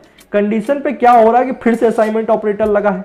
तो असाइनमेंट क्या कर रहा है कि अभी क्या थी, आई की वैल्यू 11 थी, पर इसने क्या किया, फिर से 10 उठाकर आई के अंदर डाल दिया। शरारती देख रहे हो कि फिर से 10 को उठाकर आई के अंदर डाल दिया। तो जो पहले 11 थी, अब 11 हट के फिर से 10 आ गई। फिर ये रन होगा, फिर आई की वैल्यू 10 आएगी प्रिंटफ में, फिर ये जाएगा, फिर ये 11 हो जाएगा। फिर 11 होने के बाद में ये कंडीशन पे जाएगा, फिर ये 10 कर दिया जाएगा क्योंकि वहाँ पर असाइनमेंट ऑपरेटर हो रहा है। फिर यहाँ पर 10 आएगा रिजल्ट में। ये भी इन्फिनाइट लूप है, चलता ही जाएगा। चलो करके देखते हैं। इसको हम लोग क्या करते हैं, आई इक्वल टू 10 किया हम लोगों ने, वहाँ पर आई की कोई वैल्यू नहीं दी है। चलो भैया इसको भी आते हैं फटाफट से। यहाँ पर हम लोग क्या करते हैं, आई की वैल्यू कोई देते ही नहीं है और यहाँ पर 20 की बजाय कर देते हैं 10 करने के बाद में यहाँ पर हम लोग क्या कर देते हैं, सब्सक्राइब डूम कोडिंग यहाँ लिखा है, इसको हटाते हैं, %d करते हैं। %d करने के बाद में हम लोग क्या कर सकते हैं यहाँ पर, और यहाँ पे स्पेस ले लेते हैं चूँकि वैल्यू दिख जाए। कॉमा लगाकर आई की वैल्यू देखेंगे, आई की वैल्यू क्या है, और इंक्रीमेंट करेंगे। तो आई की वैल्यू में एक ऐड करना है तो ++ लगा देंगे और यहाँ पर सेमीकोलन लगा देंगे। अब इसको रन करेंगे। आई की वैल्यू पहले 10 थी तो यहाँ पर 10 प्रिंट हो जाएगा, फिर 11 हो जाएगी, फिर ऊपर जाएगा, फिर ये 10 आई के अंदर डाल देगा, फिर 10 हो जाएगी। तो ये 10 ही 10 प्रिंट होने वाला है, मेरे को अंदाजा है। तो यहाँ पर फिर से इन्फिनाइट लूप चलेगा। तो देखिए यहाँ पर इन्फिनाइट लूप चलने लगा, 10 10 10 10 लगातार 10 प्रिंट होता जा रहा है। इसको करते हैं बंद। ये हमें क्वेश्चन का आंसर मिल गया कि ये था इन्फिनाइट लूप। ओके, बहुत बढ़िया क्वेश्चन है। अब एक लास्ट में 2 क्वेश्चन और करेंगे। सबसे पहले देखो यहाँ पर एक मैंने क्वेश्चन लिख रखा है कि print the table of a number input by the user. तो यहाँ पर यूजर से कोई नंबर लो, उसका टेबल प्रिंट करो, मतलब पहाड़ा, हिंदी में बोलते हैं पहाड़ा, इंग्लिश में टेबल। ठीक है, दोनों के लिए बता देता हूँ। मतलब अगर 2 यूजर देता है इनपुट में 2, ठीक है, तो वहां पर 2 का पूरा टेबल आ जाए, 3 देता है 3 का आ जाए, 4 देता है 4। मतलब जो हम लोग 2 3 4 का तो हम लोग भी कर सकते हैं, पर अगर आपसे कहा जाए 49 का टेबल लिखो तो नहीं लिख पाओगे। 100 का लिख दोगे। यहाँ पर अगर मैं आपसे कहूँ कि 97 का लिख दो तो आप नहीं लिख पाओगे। ठीक है, तो ये सब टेबल्स हम लोग नहीं कैलकुलेट कर सकते हैं। आपको ज़्यादा ज़्यादा कितने आते होंगे, 2 से लेकर 20 तक, किसी किसी को 25 तक, किसी किसी को 30 तक। ठीक है, पर इससे ज़्यादा आप टेबल्स नहीं आते होंगे। पर उसके बाद अगर आपको टेबल कभी प्रिंट करना है तो वो हम लोग प्रोग्राम बनाएंगे। पर उससे बनाने से पहले हम लोग क्या करेंगे कि हम लोग एक प्रोग्राम बनाएंगे जहाँ पर हम लोग यूजर से एक नंबर लेंगे। मान लो यूजर ने दिया नंबर 5, तो 5 देने के बाद में आपको एक पर्टिकुलर मैसेज आप डाल सकते हो कंप्यूटर के अंदर। 5 बार वो मैसेज प्रिंट होएगा। जैसे मैं यहाँ पर डालूंगा आई लव कोडिंग। ठीक है, मैं ये डालूंगा आई लव कोडिंग। और आप समझ सकते हो कोडिंग के अलावा आपको किसका नाम डालना है, आपको किसका नाम डालना है, हमें मुझे इतना बताने की जरूरत नहीं है। और आप इस तरीके का प्रोग्राम बनाकर सेंड कर सकते हो अपने चाहने वालों को। वो नंबर डालेंगे, उतनी बार वो चीज़ आ जाएगी। ठीक है, ओके। तो यहाँ पर आते हैं, फटाफट से एक प्रोग्राम बनाएंगे। इस तरीके का प्रोग्राम बनाने के लिए क्या करेंगे, अब देखो मेरे कुछ भी यहाँ पे याद नहीं है क्या करना है क्या नहीं करना है। बस बैठा हूँ, वीडियो आपके सामने शूट कर रहा हूँ, बता रहा हूँ, आपको पढ़ा रहा हूँ। सिर्फ हल्का हल्का दिमाग से बनाते चलते हैं, बन जाएगा, कोई दिक्कत नहीं होगी। सबसे पहले यार एक n नाम का वेरिएबल बनाएंगे। ठीक है, जिसमें यूजर से नंबर लेंगे। तो और यहीं पे बना लेते हैं एक इंट i नाम का वेरिएबल। i की वैल्यू कर देते हैं 1। ठीक है, क्योंकि पहाड़ा 1 से स्टार्ट होता है 10 तक जाता है, मतलब 2 1 जा 2, 2 2 जा 4, इस तरीके जाता है। ठीक है, तो 1 हम लोग को बनाना पड़ेगा। इतना हो चुका है। अब हम लोग एक प्रिंटफ बनाएंगे। प्रिंटफ में क्या कहेंगे यूजर से कि एक भैया नंबर डालो।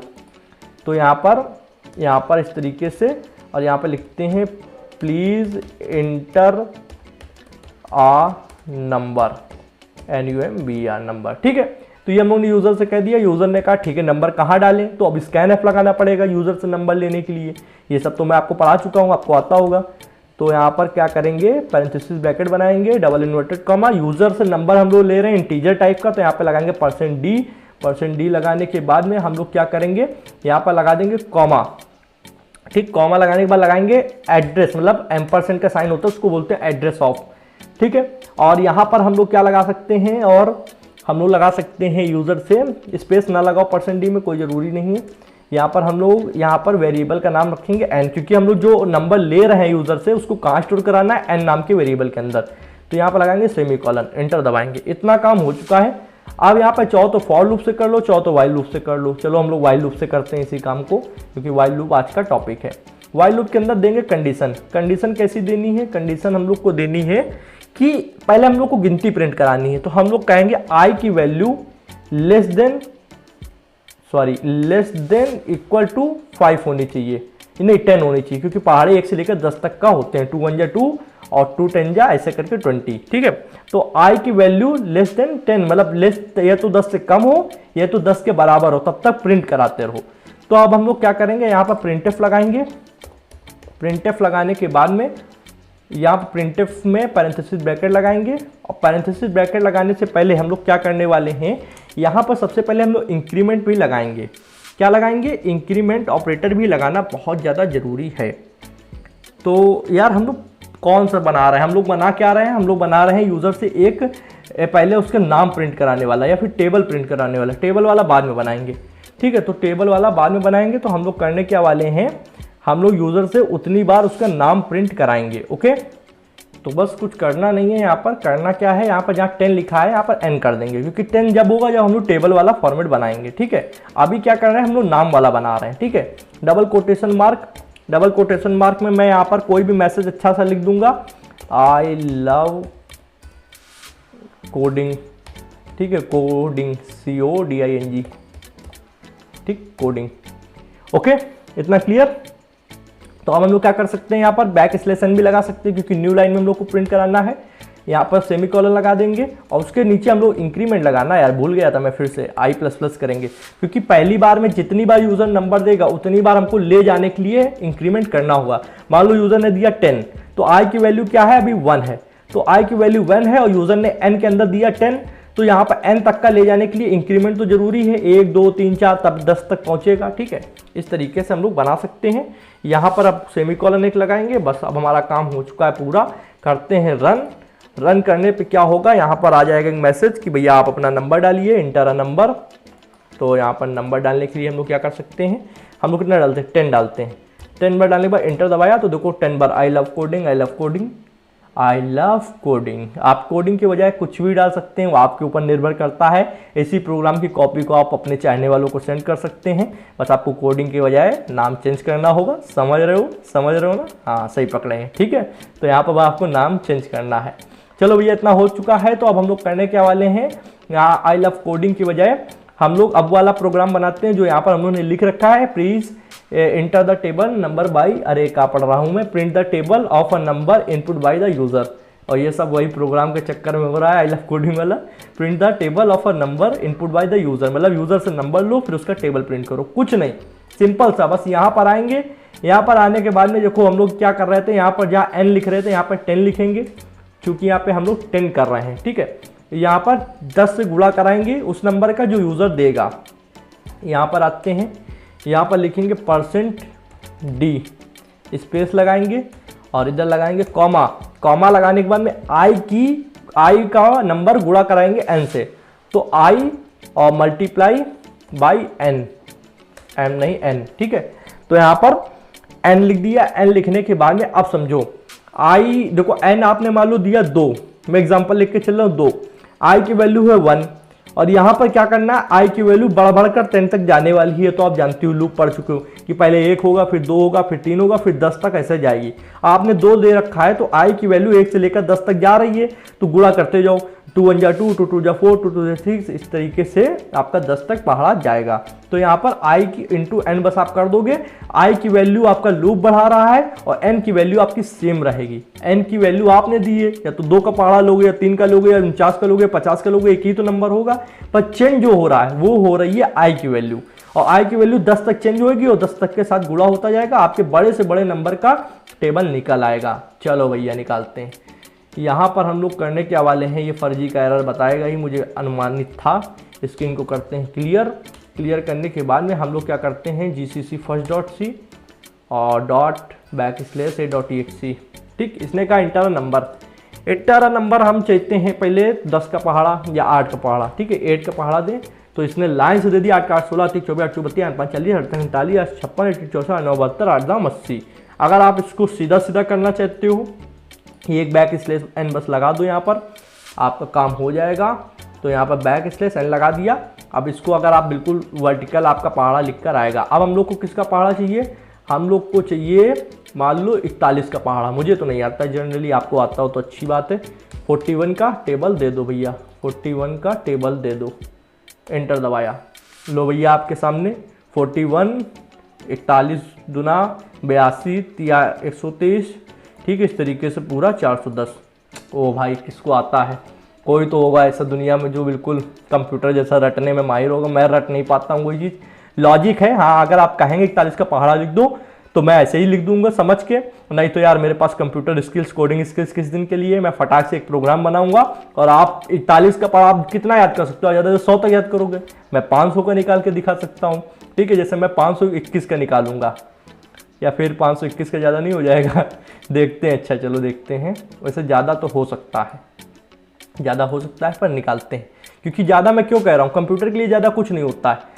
ज़्यादा इसलिए होता है कि एक इंटीजर जो वेरिएबल होता है वो एक सीमित चीज़ों को स्टोर कर सकता है। तो फिर भी निकालते हैं। यहाँ पर निकल आया, देखो 521, 1042, 1563, 2084, 2605, 3126, 3647, 4168, 4679, नहीं 89, ठीक है, और 5210। ओके, तो भैया ये समझ में आ गया। इस तरीके से हम लोग टेबल भी बना सकते हैं। ये था आपका लास्ट प्रोग्राम, यहाँ तक आपकी स्लाइड हो गई कंप्लीट। कॉन्ग्रेचुलेसन, आपने for loop and while loop को अच्छे से समझ रखा है। अब आप अपने लिए खुद के प्रोग्राम बना सकते हैं, अपने फ्रेंड्स के प्रोग्राम बना सकते हैं, सबकी मदद कर सकते हैं। दिल खोल के मदद कीजिए और उससे पहले आप मेरी मदद कीजिए। किस चीज़ के लिए? वीडियो को लाइक करिए, चैनल को सब्सक्राइब करिए, बेल आइकन को प्रेस करिए, जिससे आने वाले interesting code Windows and courses notification आप लोग को मिलती रहेंगी। कभी भी इंटरनेट ना हो, कुछ भी ना हो, घर बैठे हो, खाली हो, तो इससे मजे से प्रोग्राम बनाते रहा करो। बड़ी सी बड़ी टेबल्स देखो, अब हम लोग ने यहाँ पे कितना बड़ा प्रोग्राम बनाया, एक तरीके से सोचो। आपको 1 से लेकर जो नंबर आप सोच सकते हो उसका भी टेबल आप बना सकते हो प्रोग्रामिंग के थ्रू, ऐसा आपको पता चल चुका है। तो बस इसी के साथ, इसीलिए मुझे प्रोग्रामिंग अच्छी लगती है कि सब चीज़ें अपने हाथ में होती है। हम लोग कुछ चीज़ें इन्वेंट कर पा रहे होते हैं, दिल की भड़ास कंप्यूटर से बता पा रहे होते हैं, और ऐसे प्रोग्राम भी बना सकते हैं जो हम लोग किसी को भेजकर इंप्रेस भी कर सकते हैं। तो बस ज़्यादा हंसी मजाक खत्म हो चुका है, इसी के साथ वीडियो को विराम देता हूँ। Thanks for watching friends. जय हिंद, जय भारत।